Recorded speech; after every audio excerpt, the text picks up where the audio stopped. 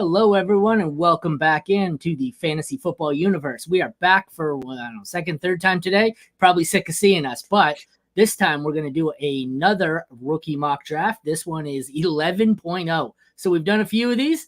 This one's a little extra special. Not only do I have that Jeremy guy, he's all right, but we got D-Bro with us. So D-Bro, thanks for joining us.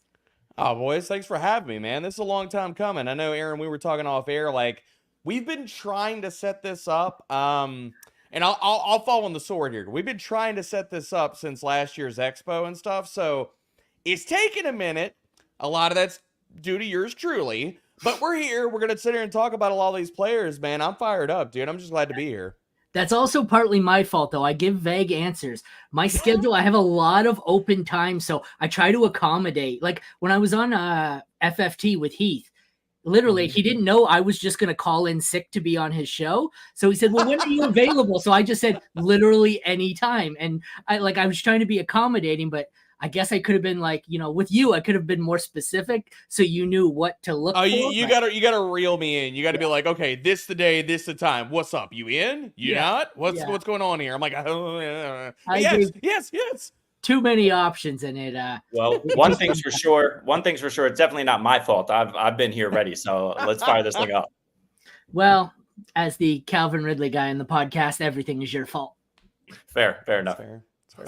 All right, let's get this going. I think everyone is ready. We are 3 rounds rookie mock draft, Superflex and tight end premium. We got Mace drafting first, so let's fire it up.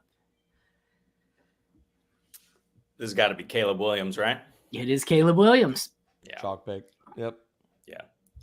I don't think I'm going chalk here. I mean, we're in a super flex, right? And we got some quarterbacks on the board. It's very possible that 4 quarterbacks go in the top 4 picks in the NFL draft. But I'm picking Marvin Harrison Jr. here because he's likely going to be the 5th pick in the NFL draft. I know that quarterback value in a super flex is insane, but give me the guy who's just locked into likely elite generational production at the wide receiver position, especially if he goes to Arizona. Marvin Harrison for me is at the 102. I might be surrounded here by the only 2 auto picks we have. So we'll see. I guess that's going to give him Jaden Daniels. Although I guess sleeper randomly auto picks, right? They don't just give you. Oh, they did give Daniels in this spot. That's going to leave me in the spot where we all know I'm going to do something crazy because this is how I roll. And Jeremy, you're already smiling. We know you know who I'm going. Not that crazy my anymore. guy. It's JJ McCarthy is who I'm taking. Oh, my okay. QB1. And the only person who doesn't hate that take is Thor. Everyone shit on me for 6 months of me saying it, but all of a sudden Thor says it and people don't hate me anymore. We've been out here since February on the Fantasy Pros NFL Draft Show. Actually, as high as, and I give him shit about this every day, as high as he is on JJ McCarthy, as far as the podcast, I'm the higher guy on him. I have him at QB2 and Thor has him at QB3. But look, I'm not going to shade anybody on JJ. If you didn't take him and he fell here, I was going to take him. So I love the pick. He never falls that far. So then we have Neighbors going 5, D-Bro up at the 106. Come on, man. Give me Roma Dunze. The top 3 wide receivers, I think you can make a case for Rome anywhere as high as the 104 to the 106. I have no problem taking him. Depending on your roster construction, if you're great at quarterback and stuff like that, you're stacked, give me one of the top 3 wide receivers. Totally here for it. I expect this to be May followed by Bowers. That seems to be the consensus top 8 in whatever direction. You got the 3 receivers, tight end, yep, and then the 4 quarterbacks. And Jesse gets the first pick that I don't really want. This is kind of like the first drop off for me here. I still like some of these guys. What's that? You don't want this pick. Really? No, it's not that I don't want it. I just think this is the biggest drop off for me right here. Because I think there's a group of wide receivers that are all pretty, of the wide receivers on the board right now, do you really love one of them more than the other? So with today's news, if one of those guys goes to KC or Buffalo at the end of the first round, that's the kind of pick that's being undervalued right now. The 109 right now, the 108, 109 is being undervalued because of what you just talked about here. I'm people look at it as the drop-off, but here's the thing. After the NFL draft, Buffalo takes a wide receiver at the end of round 1. They're probably going to be that pick, and right now you can get it for less than it's worth because, again, we haven't seen that happen yet. But looking at, just it doesn't take much to squint and see that pick really gaining in value. No, you're ahead of me in the process here, I think. I hadn't factored in today's news yet, but you're right. We were saying that on our Diggs podcast about an hour ago that this means they're pretty much guaranteed to either draft a wide receiver at 28 or trade up. And you're right. If this happens to be A.D. Mitchell here or Franklin in Buffalo, you're right. Then I think I do have someone who's my consensus wide receiver 4. So I like that. You're thinking outside the box there. That's a good one. Yeah, A.D. Mitchell, Troy Franklin, Xavier Worthy, Lad McConkey, pick your guy in that file and that's 30 to like in the mid 40s and stuff that could sneak in there and really that pick is going to gain a lot of traction. All right, I paused it quickly. We'll recap the first round. We had Caleb go at the 101, followed by Marvin Harrison Jr., Jaden Daniels, J.J. McCarthy, Malik Neighbors, Rome Odunze at the 106. 107 is Drake May, followed by Brock Bowers, A.D. Mitchell, Trey Benson, Troy Franklin, and Michael Penix Jr. I don't think I've seen Penix get into the first round of any of our 11 drafts. That's an interesting one for me. Also, I think this is the first time we've seen Brooks not go as our RB1. It was Benson. So Benson and Penix don't normally make it into the first round in our drafts. Are you surprised by that at all? I'm not surprised by the Penix stuff with the FOMO right now. I mean, like he's coming off the testing and stuff. Now everybody's like, I mean, it's been Michael Penix Day on social media for the last week and a half, basically since his pro day. So like everybody's talking about, oh, Michael Penix is an athlete and he's going to go top 20. He's a definite first round pick, like all of that kind of stuff. Like I still think it's a little bit hot and heavy. Like I think Penix probably is still a second round pick. Yeah. So for me, I think that the end of the first round in Superflex formats and rookie drafts is still very fluid for me because I look at this class, that back end, like basically after 107, 108, what is going to happen?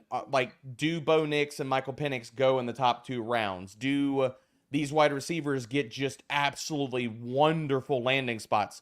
Is one of these running backs going to go in the second, the third round to the Chargers, to the Bengals? And we're like, oh, I'm all the way in, baby. So like all these picks right now, there is a sliding scale of who is in this kind of tier and how valuable those picks are. But I mean, I'm not surprised Penix makes it here considering how much people have been talking about him on social media. Yeah, there does seem to be about an 8-run spot here of players that are all going to be landing spot and draft capital dependent. But I think we talked about this in our consensus QB show the other day, Jeremy, how we had Penix. I think he's been going the middle of the second for us, but with the hype, it's not surprising that he jumps up a bit. How about you guys with the RB1? I think Jeremy, you had Benson. Do you? I have Brooks. What do you have? What do you guys have? Brooks, Benson, other? Other for me. Who is it? Brooks and Benson are not my RB1. Marshawn Lloyd is my RB1 and clear RB1 at that. I like that. Yeah. I love Marshawn Lloyd. Like I just needed, like after he cemented it with a 4.4 and stuff and with everything I saw in Mobile, like no matter how you stack it up, and that's where I guess I kind of push back on some people who are like, the consensus and the popular take is, oh, well, this RB class is just total crap. It's bad. And I'm like, okay, this class might not be amazing, but the top 4 running backs in this class, we're talking about Marshawn Lloyd, Jonathan Brooks, Trey Benson, and I'm blanking on the last guy. You have Wright or Corum. We have Wright.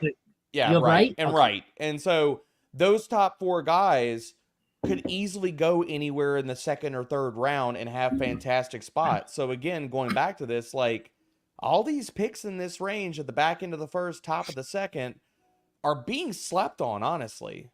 Yeah. For me, the worry is the top 2. I'm going to pause it quickly before you pick your D-bro, so you don't have to talk and pick. For me, the top 2 that I would have had as my top 2 running backs, they're the ones with the worst injury history. Like Brooks is coming off an ACL and Benson, and I know it might only cost them a little bit of the season, but running backs don't have a lengthy career. So that's one of the reasons I liked Lloyd and Wright a little more than consensus because they're coming in healthy. So I don't actually hate this running back class. It's not great, but the injuries scare me for Benson and Brooks. How about you, Jeremy? Yeah. And that's one of the reasons why we talked about, and D-Bro's hitting the nail right on the head. We talked about kind of landing spot mattering now. because, all of these guys are talented. Are they a phenomenal class?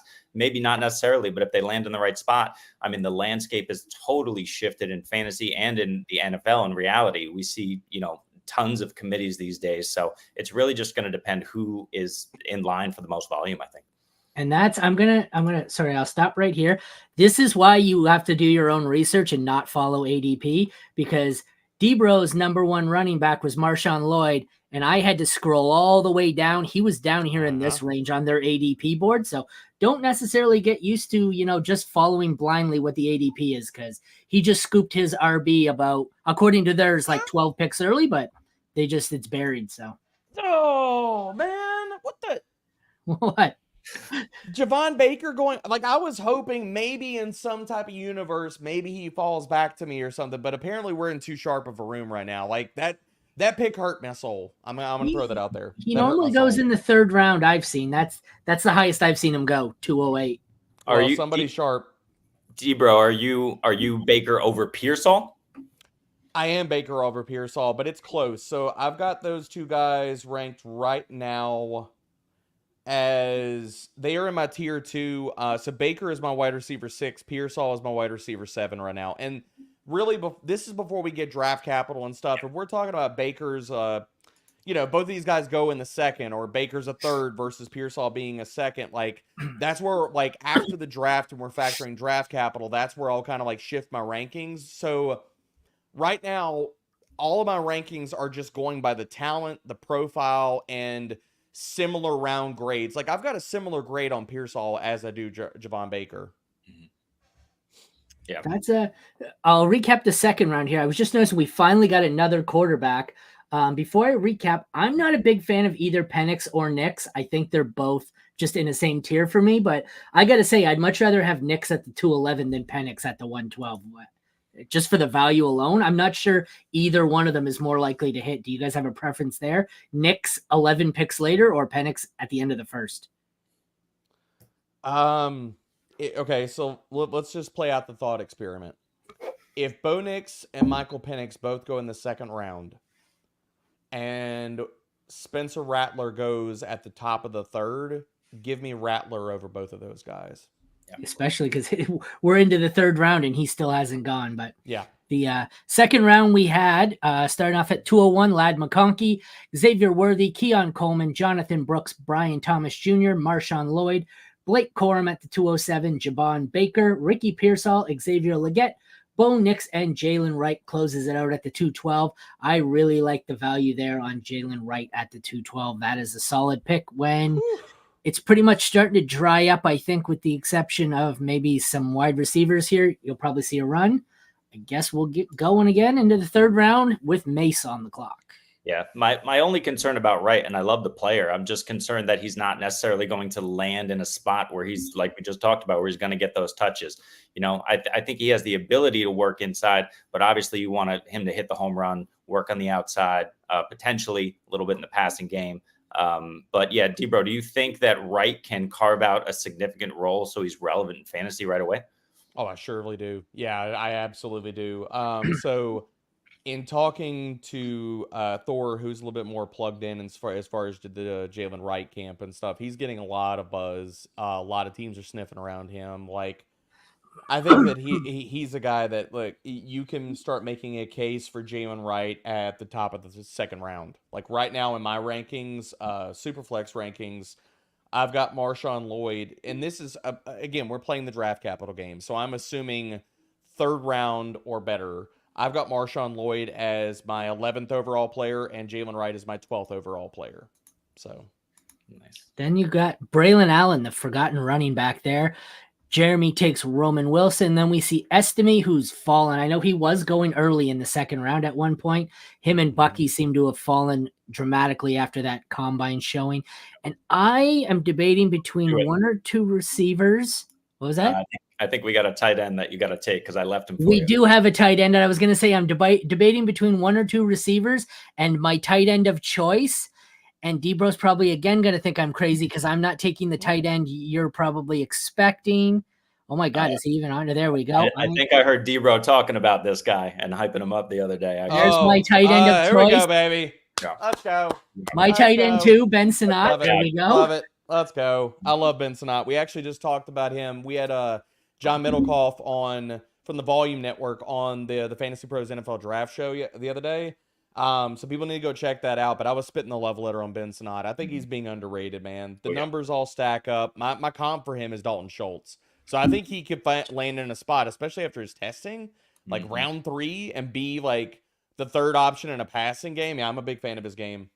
Yeah, testing, Senior Bowl practices, just cooking defenders out there. I mean, the tape, he just shows up on that. And the guy can even block a little bit, right? So he seems like the total package in the clear tight end 2 to us. I don't know if it's possible to plant a flag in the 3rd round, but we're about to go there. I'm taking my wide receiver 10, which, I mean, thank you for y'all letting him fall to me. It's funny because I was just about to say, are we in dart throwing territory, or do you really have someone you like here? And love it. You said you're planting your flag. Why are you planting your flag? I love Jermaine Burton. Like I was not expecting to like him as much as I did when I turned on his film. I think that there's 2 guys in this class, and I've already spit the love letter on Javon Baker, but there's 2 guys in this class that I feel are mischaracterized as far as the role that they played in college and what the role could be in the NFL. And that's Javon Baker and Jermaine Burton. If you turn on both of their tapes, their film just for days says that, like, look, yes, they were asked to stretch the field in college. That is not the only thing they can do. They are triple level threats. They are route runners for days. Both of them are explosive players. Burton, I know he did not jump out of the gym and stuff, unless you're talking about his vert. But Jermaine Burton tested fantastically. He comes from a big program. If he would have had better quarterback, and this is not me taking a shot at Milroe, this is just a fact. If he had had better quarterback play for the entirety of Alabama's season last year, we would be, and the consensus would be, talking about Jermaine Burton in a very, very different way, because the kid can freaking play, and his game is being very underrated because everybody looks at him as, oh, well, he's a field stretcher. Just lump him in with all the field stretchers, round 3, round 4. I'm like, this kid is way better than that. Yeah, I like that. He's one I hadn't heard a lot about. 3rd round, you hear a lot of these guys just tossed in there and everyone's sleeper. And I think you're the first one I've heard mention Jermaine Burton. So that's interesting. It's one of those times where I think, just based on what you said, I think I'm going to go back and take a second look at him here and see what I have missed. Cause I didn't like him or dislike him. I just didn't really know all that much about him, to be completely honest. He's someone I just never dove into much. You're in for a treat, man. His tape is just nasty. I mean, there's so many different parts of his game. I'll say this. Pull up the All-22 for the LSU game. That's the game that I keep coming back to, because if you look at the box score, you're like, hey, like, why do I care about this game? If you watch the LSU game in 2023, he should have had a monster day. He cooked their corners on double moves for freaking days, and Milroe is airmailing his ass over the sideline. Awesome. Oh, we're almost done here. If you've noticed, 2 of my co-hosts, Jeremy and Jesse, you guys know you're allowed to draft other than like wide receivers, right? You just guys hammering wide receivers the whole time. Wide receiver forever.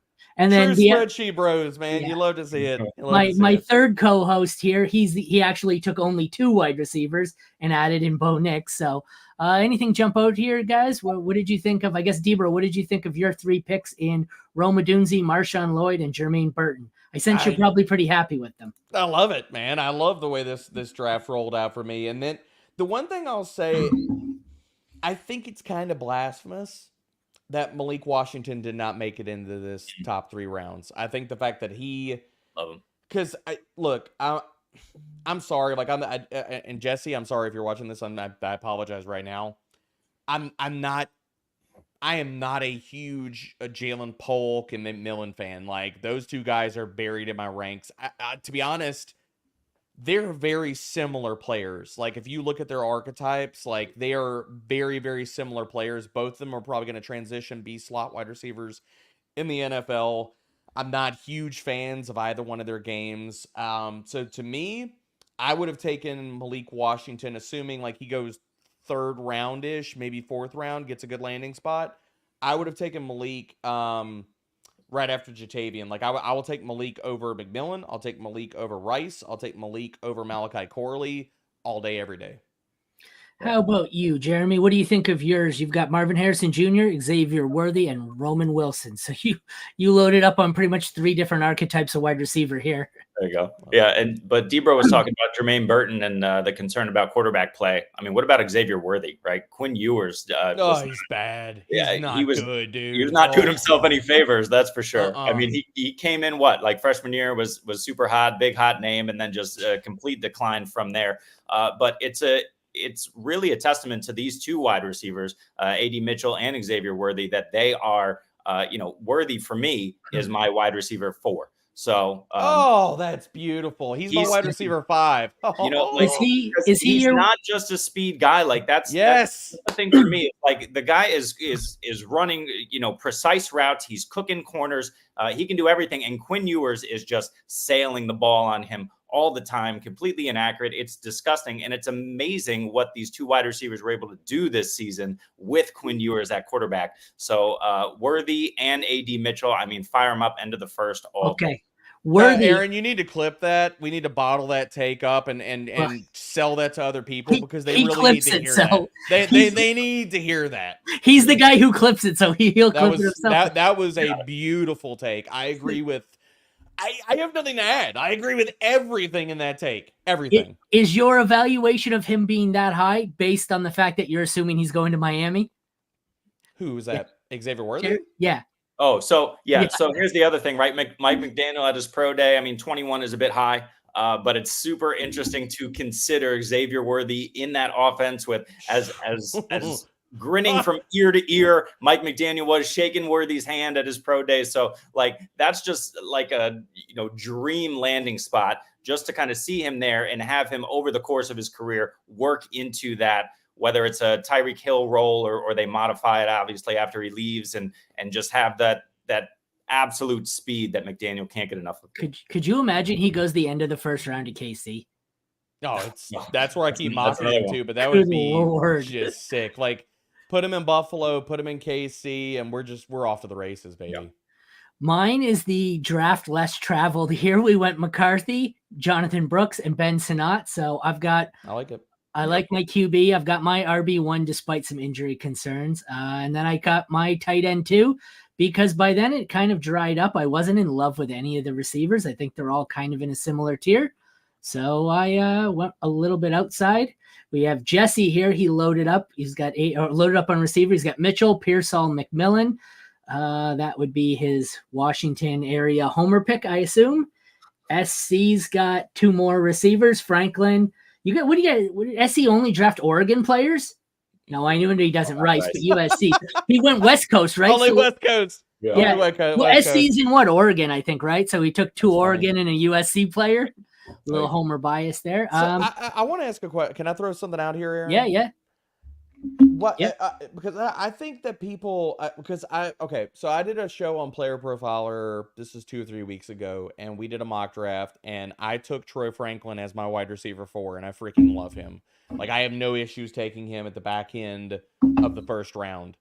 But apparently, there's like this Troy Franklin hate hive out there. Like people don't like his game. I know he went at the 111, and I love that freaking pick in this draft. Like, give me Troy Franklin over A.D. Mitchell every single day of the week. But my question to y'all is what are your thoughts? What are your thoughts on Troy Franklin? Do you think he goes in the first round of most rookie drafts? Like, just assuming he goes, we're not going to put a mega awesome landing spot, not KC, not Buffalo, whatever. Assuming he goes somewhere in the second round, does this feel high, or are y'all in on Troy Franklin as well? He's been my wide receiver 4 all along going in. I had him going at the 109 for most of it. I don't know why all the hate and why he's fallen off the map, but I think if he falls out, if I'm drafting at the 201 and he falls to me at the 201, I'm smashing it as quickly as I can. Or if I can trade up to people who don't, if I've made an early first round pick and someone in the 109, 10, 11, 12 has they're undervaluing the pick and I can trade up. Give me that. I'll trade up to get into the end of that round for the first round picks that nobody wants right now. And I'll take Troy Franklin there. I don't know why everyone hates him. Yeah. And, we talk about what was it, a couple of years ago, Devonta Smith coming out. He's too small. He's too this. He's too this. The guy won the Heisman. He put up a ridiculous amount of yards. I mean, Troy Franklin, all he did this year was produce 1,360 yards or something. Absolutely went bananas. I mean, the guy can fly. He looks great out there. For me, I prefer Ladd McConkey. But when you're getting in that neighborhood of A.D. Mitchell, McConkey, Worthy, and Franklin, those four, I mean, you can just put them in a bucket, and whoever falls the furthest, I'll gladly scoop up that value. Yeah. Okay, without saying the words J.J. McCarthy, who went too high in this draft? Leave me alone. Nobody say J.J. McCarthy. Leave me with Mitchell. A.D. Mitchell, okay. Jeremy, who do you got? Who went too high? I think Michael Penix went too high. I'm gonna. It's not too high because it's a 301, and Penix I agree with 100%. It's not too high because it's a 301, but Braylon Allen concerns me. I mean, I do like him. He's only 20 years old, but the guy runs not like a 245 pounder. He runs like a 145 pounder, and like you just hope he can develop that game. But I think we're looking at AJ Dillon instead of Marshawn Lloyd, or Marshawn Lynch rather. But the other guy too is Keon Coleman at the 2-3 is a little bit high for my taste. I mean, I know he can absolutely sky and take down those contested catches and high point the ball with the best of them. The problem is I'm trying to steer away from those guys who aren't elite separators at the top of the draft. I want my wide receivers on my fantasy team to be able to separate. I don't want them to have to rely on these contested catches all the time. God, I love that. Yeah, I'm with you on Keon Coleman. I'm not massively in on him. I think we can explain away a lot of different things, and I feel like you're making it like everybody. Keon feels like the Rolls Royce version of like a similar guy that people in the process. And I'm not telling you that he went high in the NFL draft. They're very different players, but similar in the way that they won in college. I get similar vibes, and again, they're different size players and things like that, but the way that they won in college was very similar. I'm old enough to remember when people bumped up and they were massive on Tylan Wallace when he came out, and then they're like, oh shit, why did he go like drop to like the middle of what did he go, like round 5, I think? Yeah. And I'm like, because he can't separate, and all those highlight reel plays don't mean shit. Like, okay, like you bullied college corners. That's wonderful. You won at the catch point. Are you going to be able to do that when every single person in the NFL runs a 4.3 and jumps out the gym and everybody's hyper athletic and everybody's really good and their play strength? You might not be able to win some of those battles at the catch point. Yeah. I've got one here that's the opposite, I think. I have not seen in any of our 10 mock drafts Brian Thomas Jr. fall this far. And I think I assumed he was long gone. I don't know how he got past me because I would have taken him over Brooks. I'm not sure. He's been our wide receiver 4 or 5, depending on how you feel about Franklin in every draft. And why he fell to the 205 is puzzling to me. Anybody got thoughts on Brian Thomas Jr. at the 205? Seems low. I'm fine with him. Now, with his game is, and I'm not going to say like he's always going to be a limited player, but what we've seen out of his game at LSU, I think that with his testing and the fact that he went to LSU and all the buzz and all the praise for Jaden Daniels and things like that, I feel like there's a little bit too much hype, or there's a little bit of glossing over some of the shortcomings of his game, or some of the areas where you're really painting a picture of how good he is based off of a much more limited game than people want to give him credit for. Like, he's not a yak threat. He was used a lot downfield. Yeah, some of that was a lot like how LSU structured their offense. But the other part about this is Brian Thomas Jr. is not a tackle breaker. He tested out the freaking gym, but you don't always see that translate to the field. Like, does he have build-up speed? Yes. Is he exceptionally strong at the catch point? Not really. Does he run a full route tree? No. Literally, if you turn on his tape, it is fade, it is stop routes, it is go routes, and it is run to space versus zone, and that's about it. You're not going to see him run a lot of in breakers. You're not going to see him gear down, sink his hips, and run a lot of comebacks and things. You just don't. And so I like Brian Thomas Jr., but he is very much a player that the situation and what the team asks him to do is going to depend some on what I think about him. Like, his dream landing spot for me is to go to Indy in the first round. If he goes to Indy in the first round, like, I love it based off of the fit and what they will ask him to do. Now we can have the conversation if that were to happen about volume and how high he goes and where you put him in ranks and all that kind of stuff with A-Rich as his quarterback. But as far as his game and looking at where he is as a player, I think if he would have tested good, but not like an alien, people wouldn't be as freaking high on him as they are. Where's Indy pick? 19, 20, 15. late teens? 15? Think he goes anywhere that high? I don't think so. I do. I think you do? high. Oh, yeah, wow. And my latest mock, that's where I have him going. Oh, wow. I mean, his 40 was what? 4.34. I mean, like you said, he tested out of the gym. His RAS 997, which was 10th out of everyone, over 3,000 wide receivers ever tested. So like you said, tested out of the gym. Two things that I would hang my head on.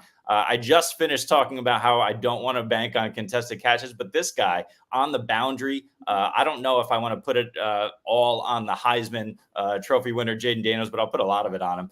Just the throws and some of the catches on the boundary were just absolutely insane. So you love to see that. And then the other thing is just the speed, right? We know speed kills and sells in the NFL. So if he gets that draft capital, that high, like you're saying, at 15 or even, the low 20s, I'll be in on him, certainly over Coleman, but potentially over some of these guys like AD and maybe Troy Franklin. All righty. Before we get out of here, D-Bro, thank you for joining us. What do you got going on? What should everyone go and check out from you?